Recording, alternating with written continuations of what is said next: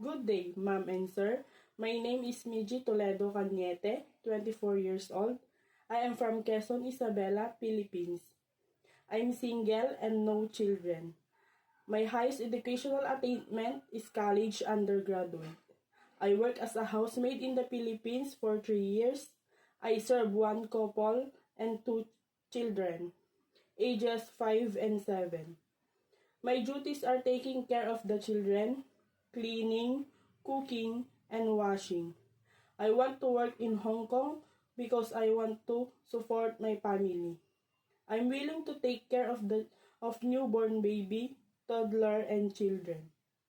To my future employer, please choose me as your housemaid and I promise to do my best in my work. Thank you, and I'm looking forward to work with you as soon as possible.